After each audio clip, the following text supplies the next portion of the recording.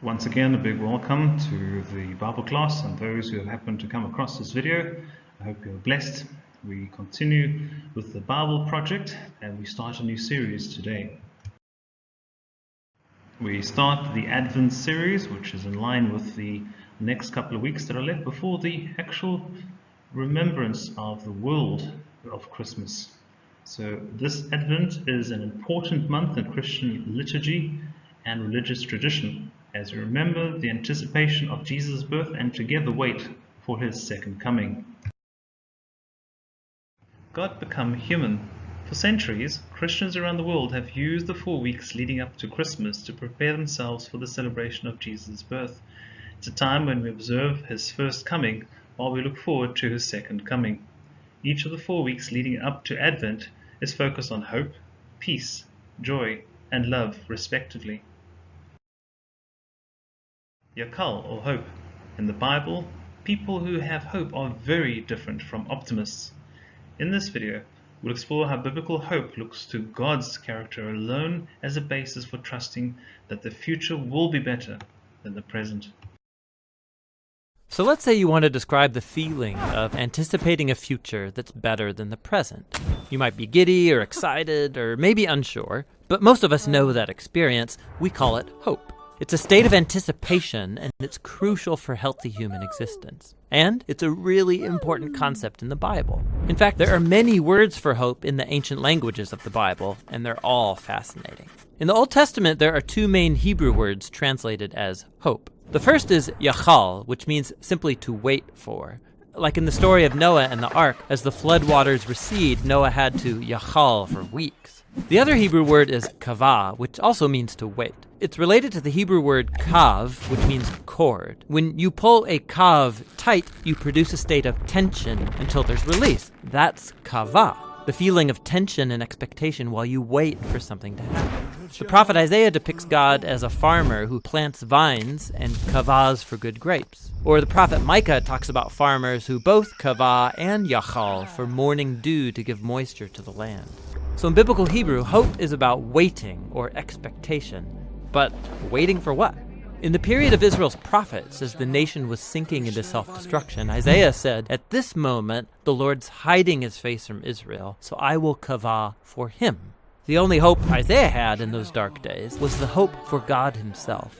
You find the same notion of hope all over the book of Psalms, where these words appear over 40 times. In almost every case, what people are waiting for is God. Like in Psalm 130, the poet cries out from a pit of despair, "I kavah for the Lord, let Israel yachal for the Lord, because he's loyal and will redeem Israel from its sins." Biblical hope is based on a person, which makes it different from optimism. Optimism is about choosing to see in any situation how circumstances could work out for the best. But biblical hope is not focused on circumstances. In fact, hopeful people in the Bible often recognize there's no evidence things will get better, but you choose hope anyway. Like the prophet Hosea, he lived in a dark time when Israel was being oppressed by foreign empires, and he chose hope when he said God could turn this valley of trouble into a door of hope, like the day when Israel came up from the land of Egypt. God had surprised his people with redemption back in the days of the Exodus, and he could do so again. So it's God's past faithfulness that motivates hope for the future. You look forward by looking backward, trusting in nothing other than God's character. It's like the poet of Psalm 39 who says, "And now, O Lord, what else can I kavah for? You are my yachal." In the New Testament, the earliest followers of Jesus cultivated the similar habit of hope. They believed that Jesus' life, death, and resurrection was God's surprising response to our slavery to evil and death. The empty tomb opened up a new door of hope, and they used the Greek word elpis to describe this anticipation. The Apostle Peter said that Jesus' resurrection opened up a living hope, that people can be reborn, to become new and different kinds of humans. More than once, the Apostle Paul says the good news about Jesus announces the elpis of glory. In both cases, this elpis is based on a person, the risen Jesus, who has overcome death.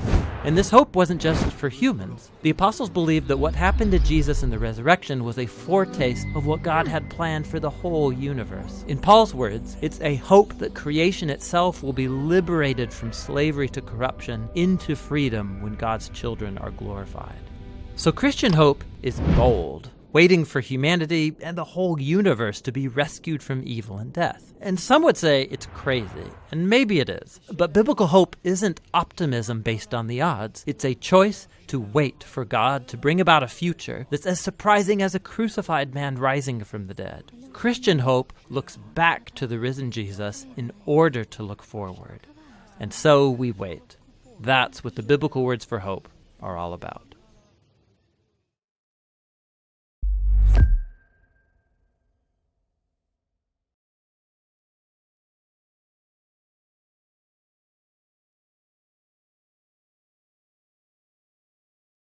I'm standing next to one of my most favorite archaeological discoveries in all of Jerusalem.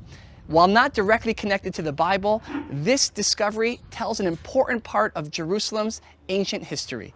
In the year 70, the Romans destroy the Second Temple, which stood atop the Temple Mount, the biblical Mount Moriah. And in destroying the temple, the 10th Roman Legion cast off the stones all the way down to where I'm standing here along the pilgrimage road. One of those stones was this ancient capstone, the southwestern capstone of the Temple Mount, bearing an ancient inscription more than 2,000 years old in Hebrew. The inscription says, "To the Trumpeter's house." Now, what does that mean?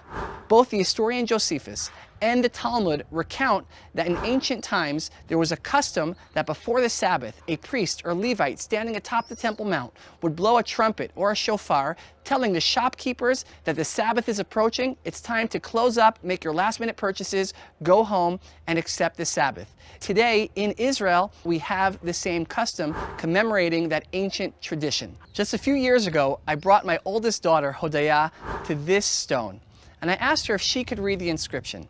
And she said, "Of course, Abba, Dad, it says Lebeit Hatkiyah, to the Trumpeter's house." Now, I was obviously very proud. Thank God my daughter could read. But I thought to myself, there was something even more significant.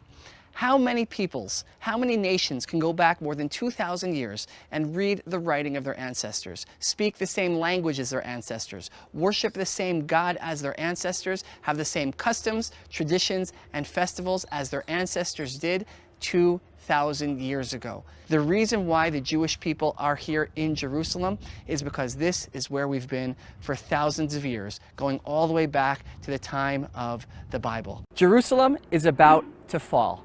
The Assyrian Empire has marched its way across the region. They have already exiled the kingdom of Israel, the 10 lost tribes, and they have conquered much of the kingdom of Judah.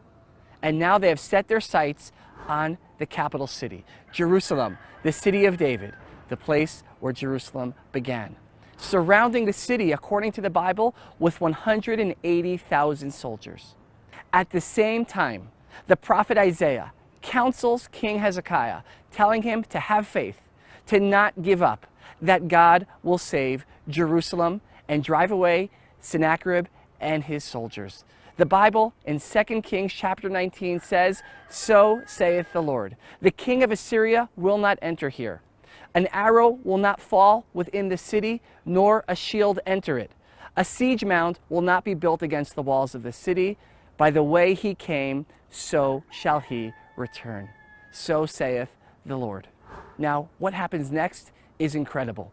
The Bible tells us that overnight, a plague strikes the camp of the Assyrian army, wiping out all 180,000 soldiers. It's almost too good to be true. What really happened? Well, in 1830, an archaeological discovery is made in modern-day Iraq, known as Taylor's Prism, which tells the account of the same battle for Jerusalem some 2,700 years ago, only from the perspective of King Sennacherib of Assyria.